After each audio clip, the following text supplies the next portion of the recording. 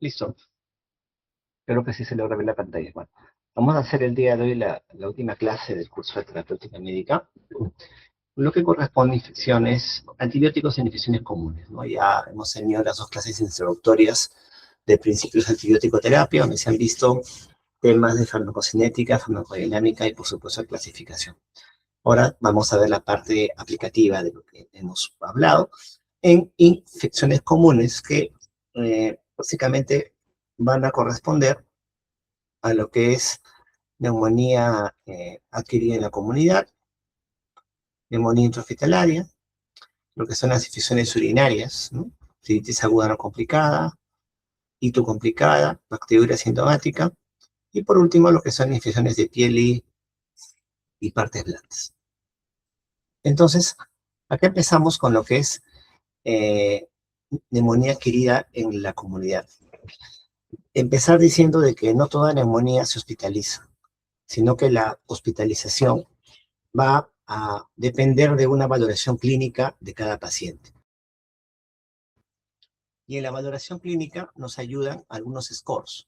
En medicina hay scores pronósticos, ¿no? Reglas de predicción clínica. En este caso, el score más conocido, más estudiado, viene a ser lo que es el score de Fine, o también conocido como PSI. Este score, como ustedes pueden ver acá, tiene variables demográficas, variables, digamos, de comorbilidades, hallazgos en el examen físico y hallazgos de laboratorio y radiológicos, ¿no? La mayoría de variables se suman, pero algunas, como la edad, por ejemplo, se restan, ¿no? La cosa que el puntaje le va a revelar clases de riesgo, del 1 al 5. Y estas clases de riesgo van de la mano con la mortalidad del paciente. Lo que se recomienda es que de la clase de riesgo 3 para adelante se hospitalice el paciente. Clase de riesgo 1 o 2 podrían ser de manejo ambulatorio. Ese, digamos, fue el score original que salió, ¿no? Sin embargo, si se dan cuenta, son muchas variables, ¿no? Algunas se rezan incluso, ¿no? Y sinceramente, pues nadie saca eso en emergencia. Por lo que los europeos, los ingleses sobre todo, sacaron lo que es el score CURB 65, donde las variables venían a ser mucho más simplificadas, ¿no? Acá teníamos variables, por ejemplo, de confusión, urea más de 42, frecuencia respiratoria más de 30, presión arterial, edad más de 65 años. CURB 65. Cada variable tiene un punto, ¿no? Igual que el score de Fine, también los puntos se suman, y por ejemplo, de 0 a 1 puntos, mortalidad 1.5. Ese paciente se maneja ambulatorio. CUR 2 puntos, mortalidad casi 10%. Mira cómo casi sube 10 puntos, ¿no? Porcentuales. Este va a ser de manejo hospitalario. Y 3, 5 puntos, más de 20% de mortalidad, este paciente iría a cuidados intensivos. Entonces, son reglas de predicción que nos ayudan. Sin embargo, la crítica o la observación al CUR es que no tome en cuenta comorbilidades. Entonces, puede tener un paciente con una neoplasia, con diabetes, con VIH, que tenga CUR 1, ¿no? Y tú dirías, no se hospitaliza, pero la misma comorbilidad en sí va a ser un factor para que finalmente el paciente sí se hospitalice, ¿no? Entonces, los scores no se toman tampoco la información que te arrojan de forma absoluta, sino que hay que hacer una valoración individual en cada paciente. Luego tenemos, una vez que el paciente ya se hospitalizó, o sea, CUR, PCI, sirven para hospitalizar al paciente, luego lo que tenemos son criterios de severidad. Una vez que el paciente está hospitalizado, vamos a ver la necesidad que el paciente vaya a cuidados intensivos. Y para eso usamos los criterios de severidad de la ITSATS, donde me dice que si tengo un criterio mayor, obviamente es necesidad de ventilación mecánica o shock séptico, o 3 menores, 3 como por ejemplo taquipnea pues severa, que esté confuso, que esté con una leucopenia, hablo yo de que el paciente tiene indicaciones para que su neumonía, su cuadro, sea manejado en cuidados intensivos. Eso con una alta sensibilidad y especificidad. Entonces, esos criterios me dicen que el problema escaló y que el paciente va a requerir cuidados intensivos. Entonces, acá tenemos lo que es los esquemas de tratamiento de la neumonía. Si es un paciente para manejo ambulatorio, es decir, un PSI bajo, un CUR de un punto bajo, ¿no? O sea, yo veo que es para manejo ambulatorio, divido al paciente en dos. Un paciente llamado sin comorbilidades, o menor de 65 años, o que no ha usado antibióticos en los últimos 90 días. En los últimos 90 días. Estos pacientes, ese paciente es un paciente que no tiene factores de riesgo de resistencia. ¿Resistencia a qué? Que el neumococo sea resistente a penicilina, ¿no? Entonces, en ese paciente yo puedo usar amoxicilina, 1 gramo cada 8, o acitromicina, 500 cada 24, o claritromicina cada 12 horas, o alternativa doxiciclina. Son alternativas terapéuticas. La amoxicilina sobre todo la uso cuando yo evidencio clínicamente que hay una consolidación en el paciente, que es una neumonía bacteriana. Si tengo la duda o pienso que es una neumonía típica, tipo por micoplasma, clamida, legionela, usaría citro o claritromicina. Recuerda que la doxiciclina es una alternativa terapéutica, siempre te la ponen. ¿Por qué la alternativa? Porque, por ejemplo, los macrólidos y las fluoroquinolonas respiratorias, dentro de sus efectos adversos, está que puede producirme síndrome de QT largo y arritmias malignas. Entonces, en un paciente con QT largo, se sugiere no dar ni macrólidos ni fluoroquinolonas respiratorias. Podría usar doxiciclina, por ejemplo. Entonces, son alternativas que se tienen en un paciente con factores de riesgo de resistencia. Si el paciente no tiene factores de riesgo de resistencia, no tiene comorbilidades, edad más de 65 años, perdón, si el paciente tiene factores de riesgo de resistencia, o sea, tiene comorbilidades, es un paciente adulto mayor, y ha usado antibióticos en los últimos 90 días, acá yo tengo que escalar un poco más, porque este paciente sí tiene factores de riesgo de esta resistencia. Y acá tengo dos opciones. Una opción es darle amoxicilina con ácido clavulánico o cefuroxima más un macrólido o doxiciclina, o darle monoterapia con levofloxacino o moxifloxacino. Son dos opciones que yo tengo. Son alternativas que yo puedo considerar. Como tiene factores de riesgo de resistencia, yo me aseguro y le doy terapia combinada. Amoxiclavulánico o cefuroxima más un macrólido o doxiciclina. O como alternativa una monoterapia, y esa monoterapia será con amoxicilina, con fluoroquinolonas respiratorias, como levofloxacino y moxifloxacino. Acuérdense que estas son fluoroquinolonas respiratorias porque me cubren neumococo y patógenos atípicos, ¿ya? Van a ver que hay las llamadas fluoroquinolonas respiratorias. Una fluoroquinolona que no es respiratoria, por ejemplo, es ciprofloxacino. Cipro no me cubre patógenos respiratorios, no me cubre neumococo ni atípicos. En cambio, levo y moxicin, por eso que se usan para neumonía. Entonces, son dos alternativas en pacientes con factores de riesgo.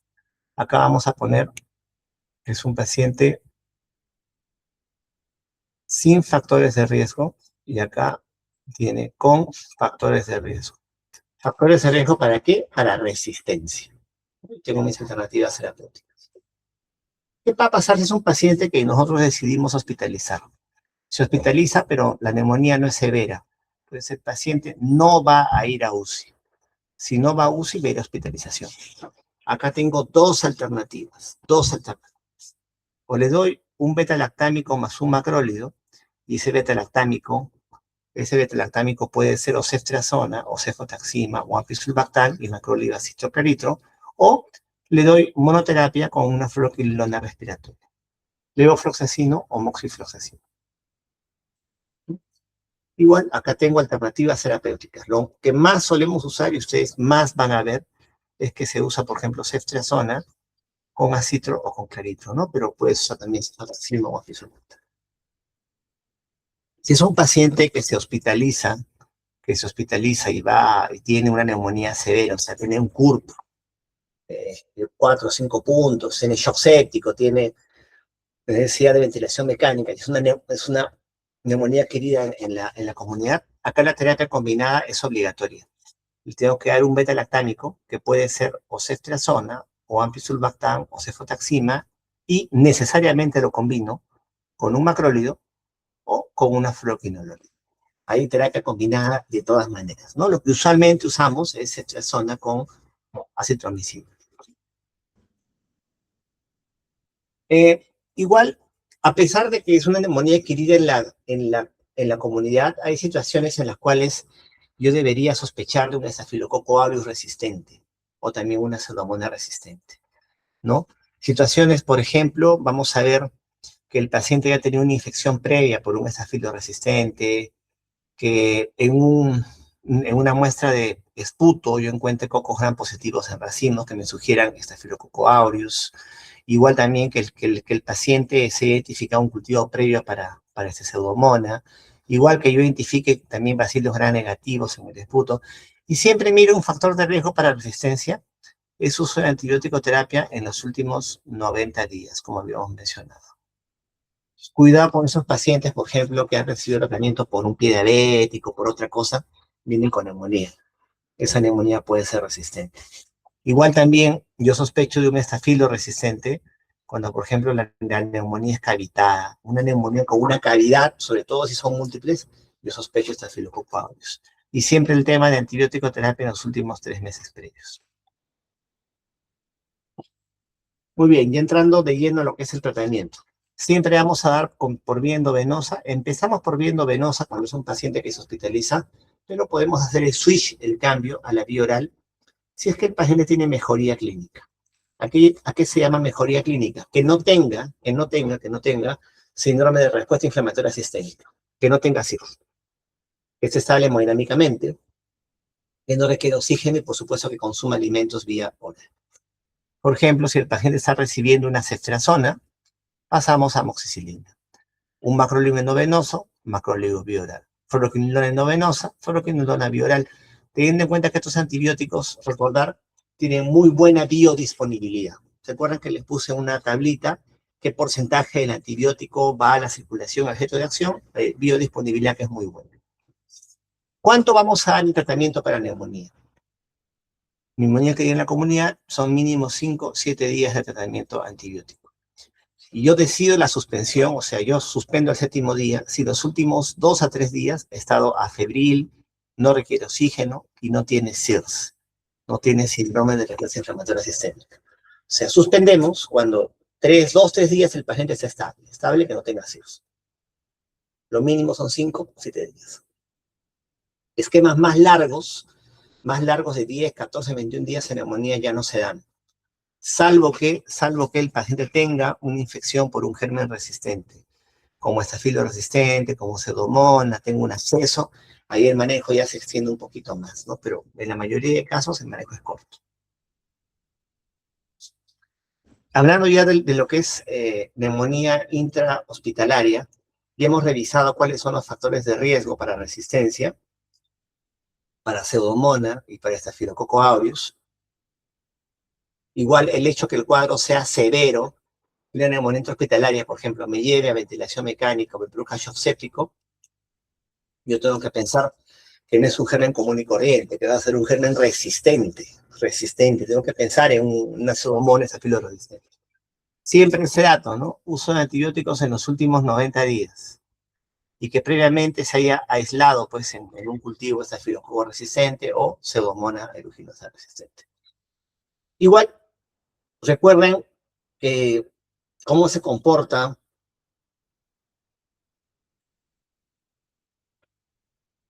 un antibiótico frente a un germen, o al revés, cómo se comporta un germen frente a la exposición a algunos antibióticos, se denominan fenotipos, ¿no? ¿Cómo es la respuesta de un germen frente a antibióticos? Son fenotipos. Y para este tipo de gérmenes, sobre todo los gram negativos, hay lo que son los fenotipos de resistencia. Y hablamos, por ejemplo, de un patógeno gram negativo MDR, XDR y PAN resistente. Esos términos MDR, XDR, PDR fueron empezados, digamos, o empezaron a hablarse con lo que es tuberculosis. Pero luego ya se han usado esos términos para hablar de pacientes con infecciones por bacterias gram negativas, ¿no? Entonces, hablemos ahora de lo que es manejo de neumonía intrahospitalaria. Si ustedes me preguntan cuál es el patógeno más común de neumonía intrahospitalaria, yo les diría que va a depender de la epidemiología de cada hospital, ¿no? Usualmente suele ser lo que es Pseudomonas, Estafilococo aureus resistente, y también Acinetobacter baumannii. Se la pelean entre los tres, ¿no? Pero eso va a depender de la epidemiología desde cada centro. A ver, si es que recuerdan, ¿cuáles son los factores de riesgo para resistencia de Pseudomonas o bacilos gram negativos? ¿Cuáles son esos factores de riesgo que les mencioné? ¿Se acuerdan? ¿Cuáles son los factores de riesgo?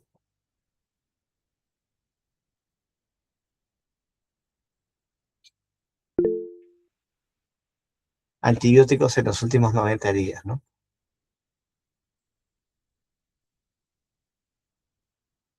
Antibióticos en los últimos 90 días. Exacto. Comorbilidades también, ¿no? Y que haya sido colonizado previamente por, que haya sido colonizado previamente por uno de esos gérmenes resistentes, ¿no? Shock séptico también. Lo otro que también tengan, es que sea un paciente bajo ventilación mecánica. Es una neumonía hospitalaria que no tiene esos factores de riesgo de resistencia.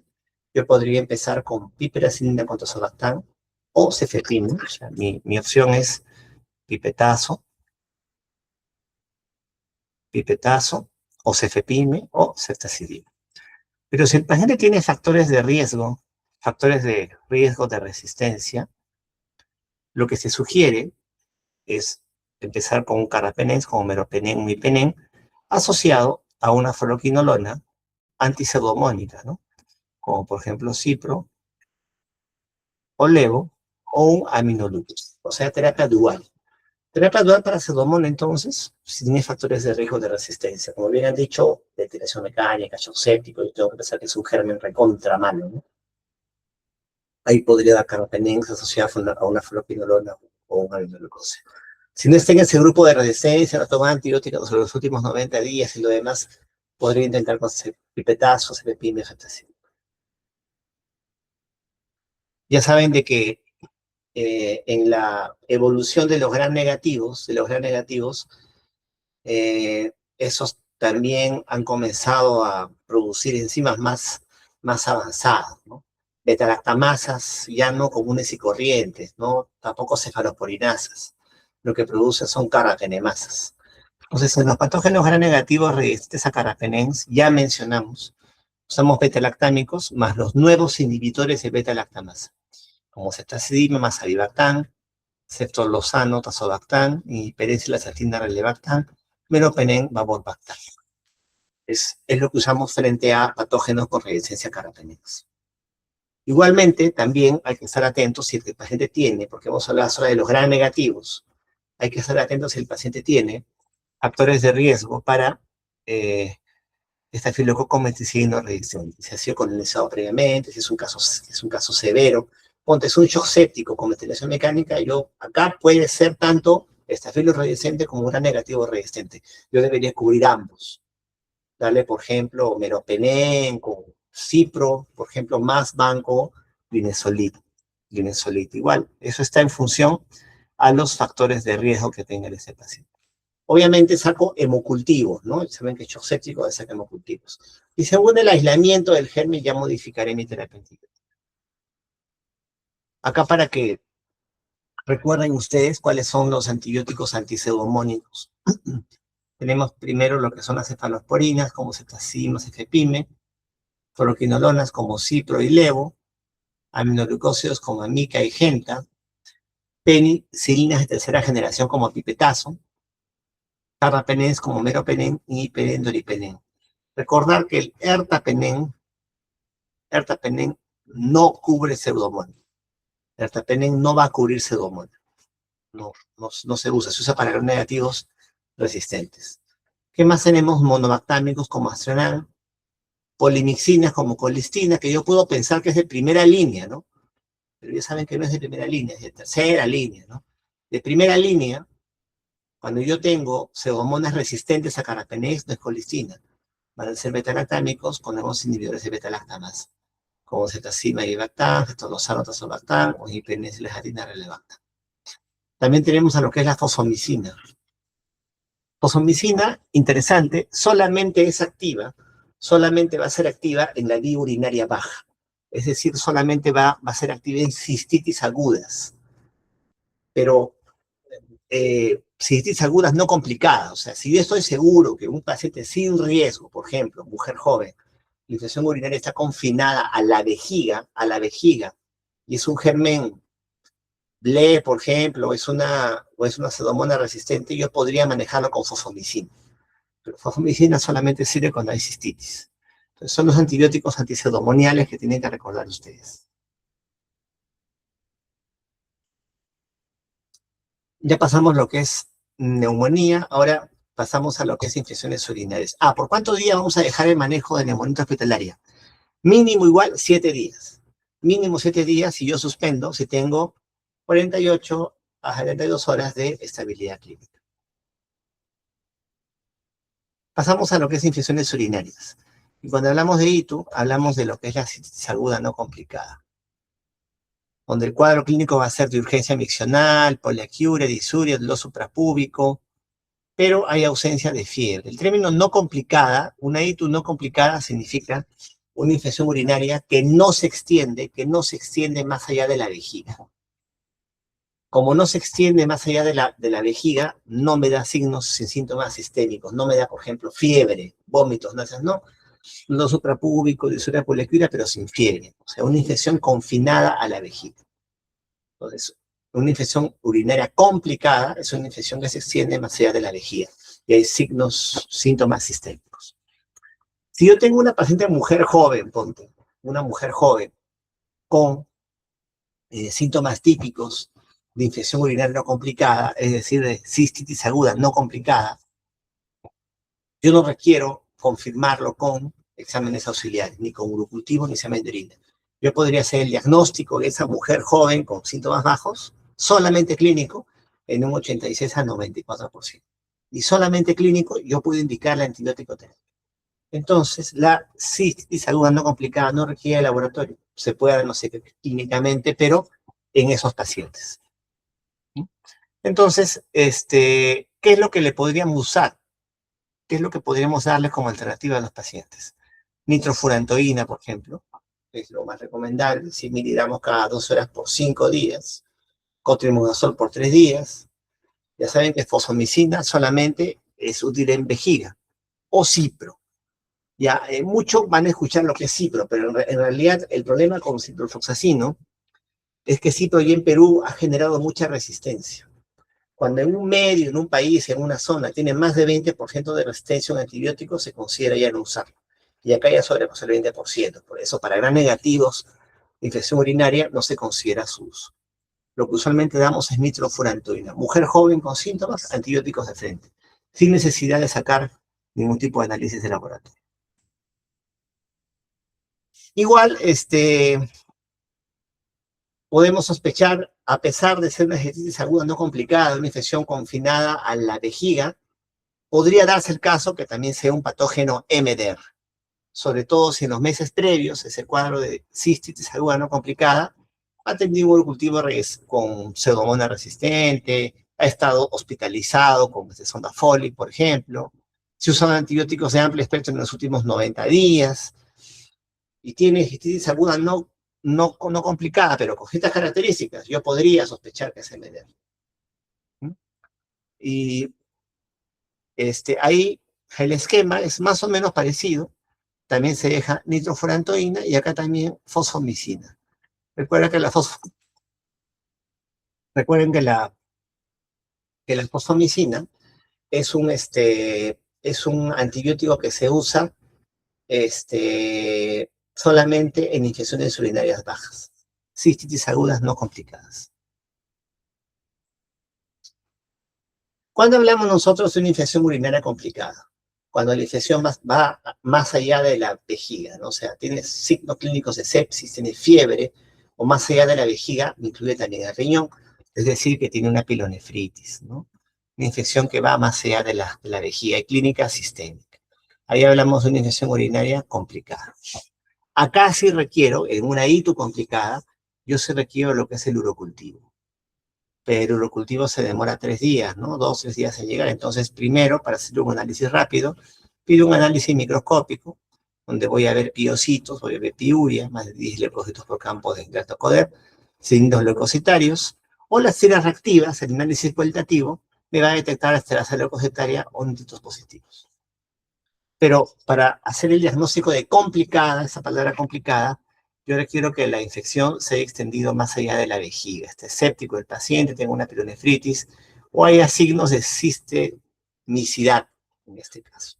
Pero acá sí yo requiero que se saque urocultivo, porque acá sí debería ser no una terapia empírica, no una moneda al aire, sino una terapia guiada por antibióticos. Y acá está para que recuerden ustedes cuáles son las indicaciones de urocultivo. El urocultivo no siempre se indica. Se indica cuando sospecho de una infección urinaria, más allá de la vejiga o sexo complicada, siempre en gestantes urocultivo, en pediátricos urocultivo, antes de un procedimiento urológico sangrante. O sea, si el paciente va a ser sometido, por ejemplo, a una biopsia prostática, un procedimiento urológico sangrante, debería pedir un urocultivo también. Y algunos inmunosuprimidos. Cuando no se requiere, cuando no es necesario lo que es el urocultivo. Una mujer joven en edad fértil con síntomas típicos de una cistitis. O sea, disuria, poliaquiuria, dolor suprapúbico, mujer joven, no requiere urocultivo, yo le dejo antibiótico terapia de frente empírica. Es lo que se indica. ¿Cómo hacemos lo que es el tratamiento de lo que es una infección urinaria complicada? Hay que partir que los gérmenes más comunes de una infección urinaria son los gram negativos, E. coli a la cabeza. Sin embargo, podríamos considerar también Staphylococcus aureus, por ejemplo, cuando el cuadro es bastante severo, y en el examen de orina, en vez de encontrar bacilos gram negativos, encuentro cocos gram positivos. Oye, ¿no será estafilococo? Igual, como es un cuadro severo, yo debería dar alguna cobertura para un Staphylococcus aureus resistente, ¿no? Ya diría cobertura con vancomicina o con linezolida.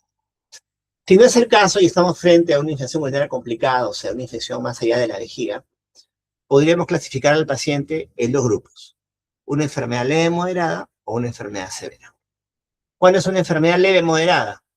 No hay sospecha de multidrogoresistencia. Ya sabes que un patógeno MDR es uno que recibió antibióticos en los últimos 90 días, por ejemplo, ¿no? Es un paciente que tiene un cuadro clínico severo, es un paciente más de 65 años, es un paciente con comorbilidades. Si el paciente no tiene sospecha de resistencia, no tiene sospecha de resistencia,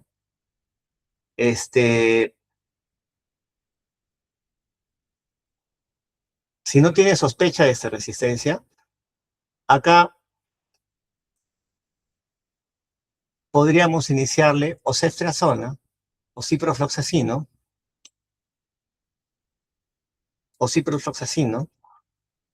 o levofloxacino como alternativas terapéuticas. Ceftriaxona o cipro o levofloxacino, por vía parenteral. Lo que usualmente damos es ceftriaxona, porque ya saben que hay mucha resistencia a cipro o levofloxacino. En caso que el paciente tenga enfermedad severa, o sea, tenga sospecha de multidrogoresistencia porque recibe antibióticos en los últimos 90 días, con shock séptico, tenga una enfermedad como dicen crítica o una neuropatía obstructiva, yo no puedo quedarme con ceftriaxona. Si yo leo ceftriaxona, yo voy a esperar 3, 4 días, 3 días, ¿no? A ver si el antibiótico hace efecto, pero si es un cuadro severo, pues en 3 días el paciente se puede deteriorar, puede fallecer. Si tienes una enfermedad severa, tú deberías empezar, ya lo dijimos en la clase anterior, con lo mejor que tienes. Y lo mejor que tienes son carbapenemas. Meropenem, imipenem, para tratar cefepimio, pipetazo. Son mis alternativas en infección urinaria complicada severa, una pielonefritis severa, ¿no? La duración del tratamiento actualmente los esquemas ya saben, se han acortado. Se sugiere 7 días y 14 días en cuadros severos y quizás también en gestantes, ¿no? Es el esquema antibiótico para infecciones urinarias complicadas, incluye lo que es pielonefritis. Siempre ver si es una enfermedad severa o es una enfermedad leve moderada, en base a factores de riesgo de resistencia o clínica, puede ser sepsis o shock séptico, ¿no? Hay un tema que también es importante, que recuerden, que es el de la bacteriuria asintomática.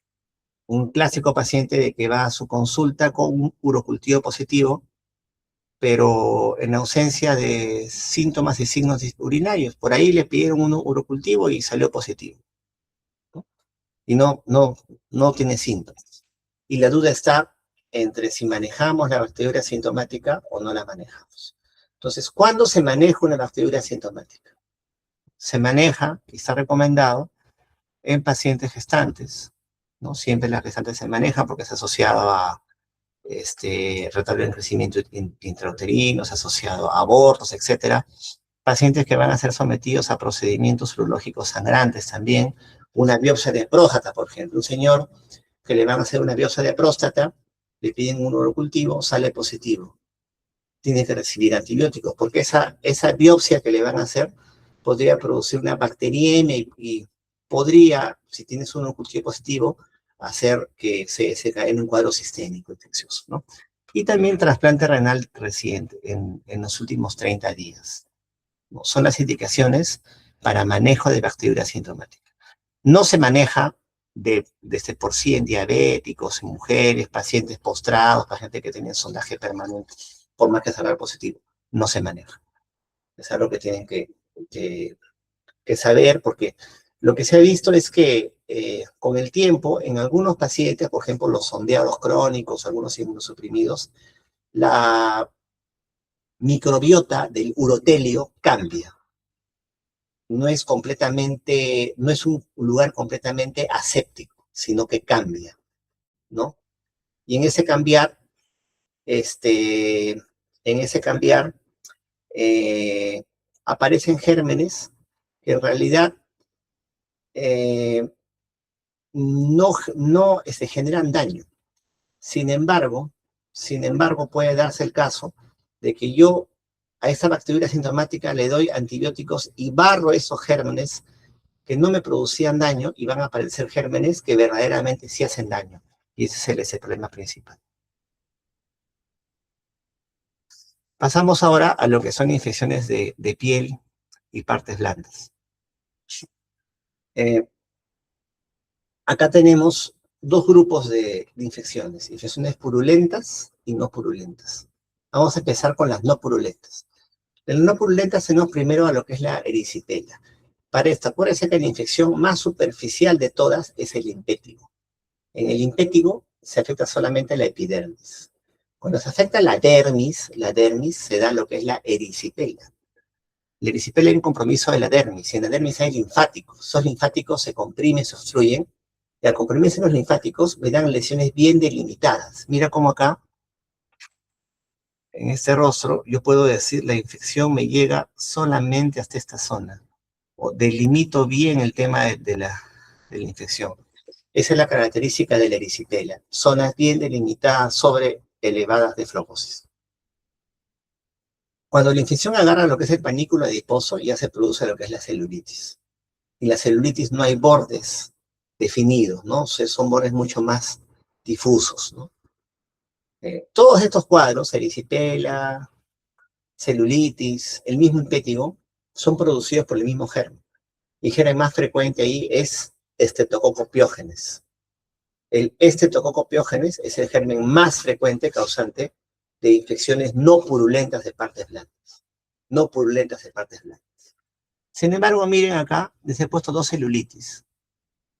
En este segundo cuadro de celulitis, vamos a ver una colección purulenta. O sea, la celulitis es una infección no purulenta de partes blandas. Pero hay celulitis que pueden abscedarse. Son celulitis purulentas, porque se abscedan, se forman abscesos. Cuando una celulitis tiene formación de absceso, yo voy a pensar que está metido ahí un estafilococo aureus. Staphylo aureus yo voy a pensar cuando hay formación de absceso en los pacientes. Es importante para lo que es la terapia. Pero el más común de los gérmenes causantes de erisipela celulitis simpético es Streptococcus pyogenes. Erisipela, como les mencioné, una infección dermis superficial y vasos linfáticos, una placa bien delimitada. En la celulitis hay un compromiso de hipodermis y el eritema es más difuso, ¿no es cierto? Los gérmenes más frecuentes, y el más frecuente en primer lugar, es Streptococcus pyogenes. En segundo lugar es Staphylococcus aureus. Pero estafilo, sobre todo, yo voy a pensarlo cuando la celulitis tiene formación de un absceso. porque estafilococo produce algunas toxinas que me dan abscesos cutáneos, lo cual no hace tococopiógenes. Va a también encontrarse con una infinidad de gérmenes causantes de infecciones de piel y partes blandas, dependiendo de la situación en el paciente. Por ejemplo, pacientes que han tenido contacto con una herida abierta, digamos, con agua salada, agua de mar, puede hacer una celulitis por Vibrio vulnificus, por ejemplo, o paremolíticos, o un erysipelotrix. Se ha tenido una cortadura con escamas de ese pescado. Pacientes que han sido sometidos a entornos de agua dulce, hacen celulitis, agua dulce como un lago, como una laguna, puede ser la misma pseudomonas incluso, puede ser aeromonas, entre otras cosas. Y así, interesante, Pastorela multósida y Capnocitoxabat canimorsus son bacterias que tengo que sospechar yo cuando hay mordedura de animales, como mordedura de este perro, por ejemplo. Son los gérmenes que viven en la boca de los animales, del perro. Y esos gérmenes, por ejemplo, para manejarlos, usamos amoxicilina ácido clavulánico, ¿ya? Tenemos que usar amoxicilina ácido clavulánico para mordedura de perro, porque me cubre justamente Pastorela multósida y Capnocitofaga canimorsus. Igual que en el otro caso, vamos a catalogar a la infección no purulenta como leve, como moderada, como severa, en base a signos de infección sistémica. Leve no tiene SIRS, moderada tiene al menos un signo de SIR y severa dos signos de lo que es SIRS. Recuerden lo que son los criterios de respuesta inflamatoria sistémica, ¿no? ¿Para qué? Porque según eso nosotros vamos a ver la mejor terapia antibiótica para cada paciente. Aquí tenemos que el paciente, por ejemplo, que no tiene signos de respuesta inflamatoria sistémica, podemos manejarlo vía oral, ambulatoriamente. El tratamiento es por 5 días, ¿no? Vía oral con dicloxacilina, con cefalexina o con clindamicina. Es un tema moderado porque hay un signo de respuesta inflamatoria, se hospitaliza, y vamos con oxacilina, cefazolina o clindamicina, que son antibióticos en ambos casos que me cubren Streptococcus y Staphylococcus aureus. Es un cuadro severo, hay signos de toxicidad sistémica, está en shock séptico en este paciente.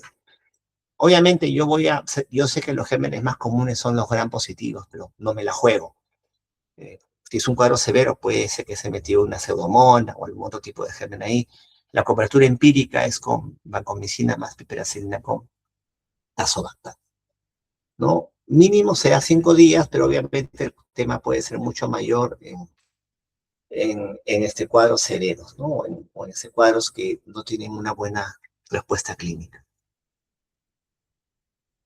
Dentro de las celulitis hay un grupo muy importante de infecciones que son las llamadas infecciones necrosantes de partes blandas. Son infecciones que avanzan rápidamente y tienen gran compromiso sistémico y, por supuesto, gran mortalidad. ¿Cuáles son estas infecciones necrosantes y profundas de partes blandas? Fascitis necrotizante, la mionecrosis, celulitis necrotizante y miositis necrotizante. La más conocida acá va a ser la fascitis necrotizante. ¿Cómo me voy a dar cuenta que estoy frente a una fascitis necrotizante? Primero, también en factores de riesgo. Suelen ser diabéticos o alcohólicos o con alguna comorbilidad. Y hacen una celulitis con intenso dolor, dolor intenso. Dolor intenso y progresión rápida. Progresión rápida con áreas de necrosis, ampollas hemorrágicas, sepsis, y tú ves que el avance es rápido. Ya, en ese caso, el manejo de elección va a ser lo que es debridación quirúrgica. Manejo quirúrgico de elección. El cirujano tiene que entrar y debridar todo. Debridar todo. Y la terapia empírica, como es un cuadro severo, va a ser con vancomicina con pipetas. Empírico, ¿por qué digo? Porque el cirujano al debridar todo, el tejido que saca tiene que enviarlo para cultivo. Y según el cultivo que crezca, lo que crezca en el cultivo, yo modifico mi terapia antibiótica. Ahora, ¿cuál es el germen que con más frecuencia produce la fascitis necrotizante? Eso sí les pregunto a ustedes. El germen que con más frecuencia produce fascitis necrotizante.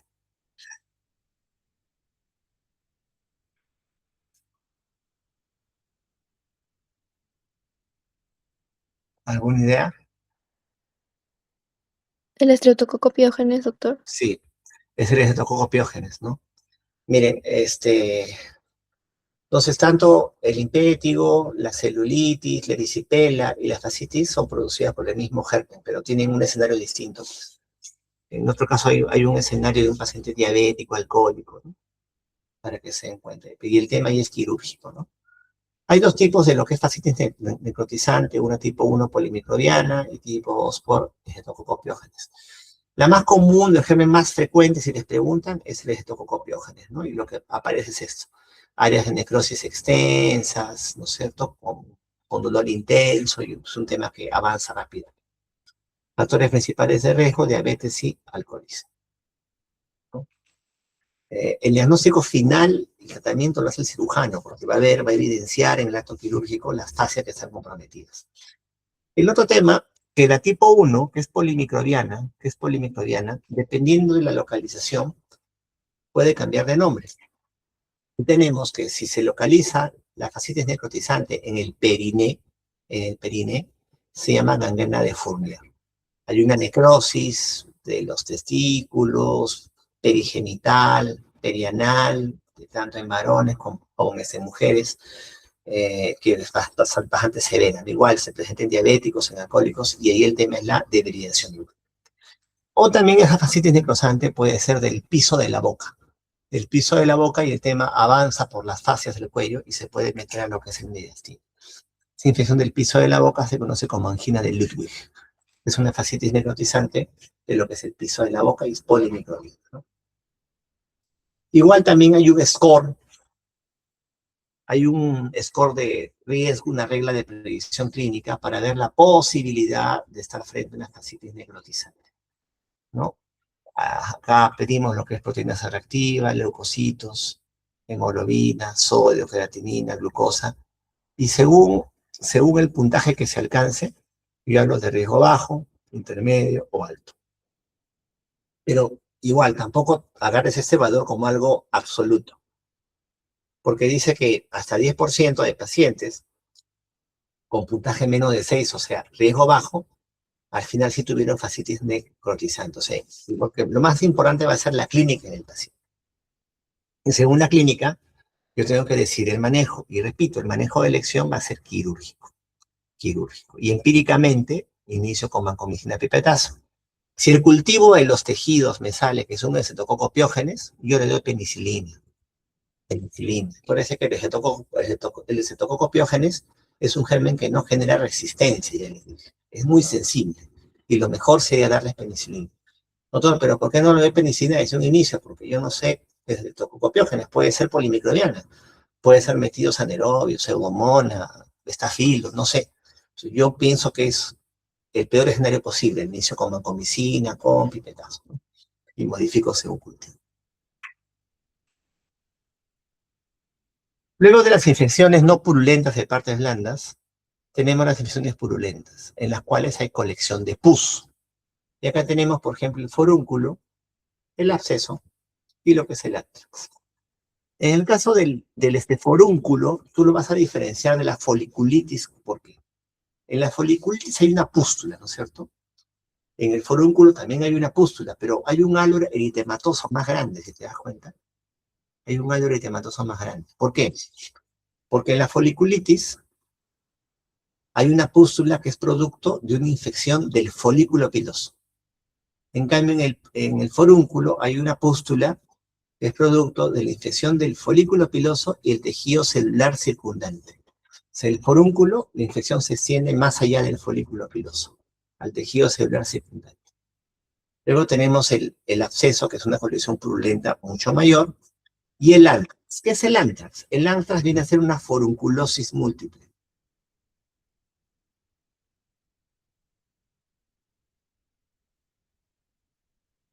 El antrax viene a ser una forunculosis múltiple. Se localiza sobre todo a nivel de la nuca y en pacientes diabéticos. Acá hay algo que tienen que saber y que les va a producir problemas a veces. Es el término, ¿ya?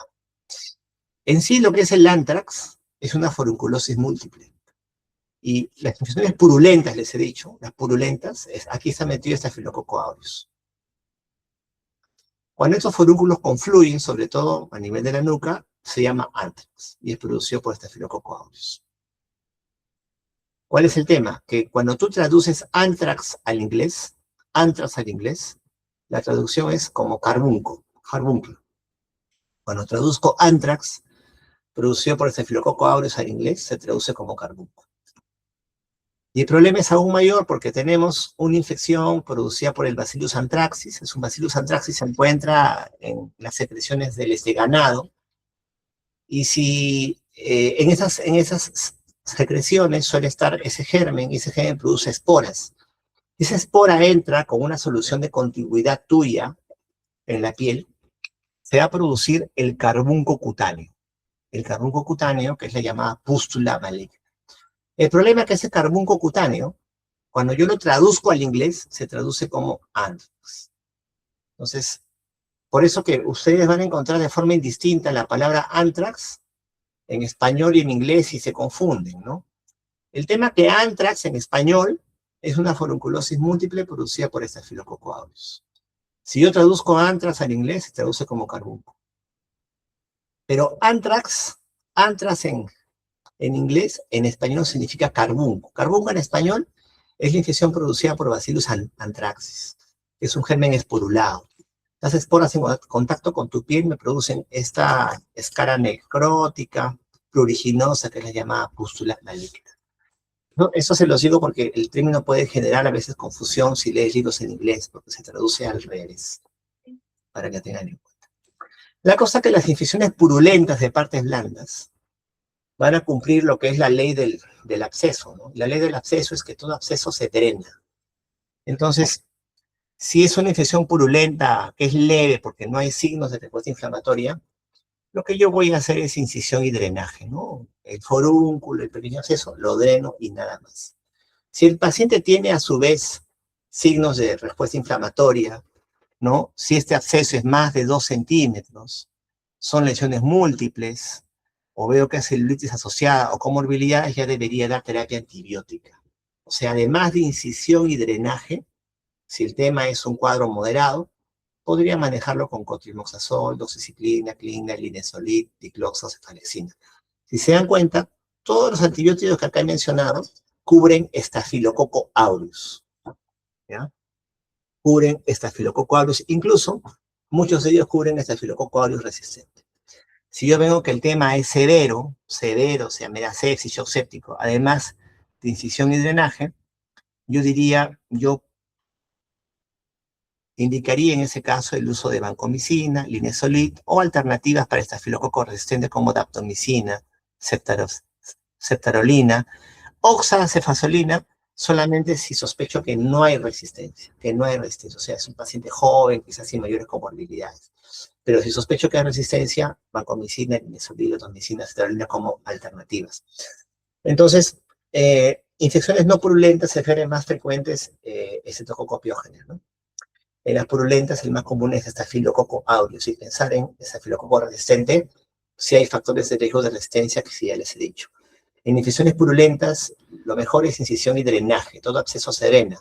Todo forúnculo se drena, y si es más de 2 centímetros, ya voy a dar antibiótico terapia, ¿no? ¿Por cuántos días voy a dejarla? Por 5 o 7 días, ¿no? 5 días es lo que se estila. Actualmente, los esquemas antibióticos son esquemas más cortos, de 5 días, y yo suspendo, ya sabes, cuando tengo 48 a 72 horas sin signos de respuesta inflamatoria. Y esa sí creo que es la última diapositiva. Muy bien, si tuvieran alguna pregunta.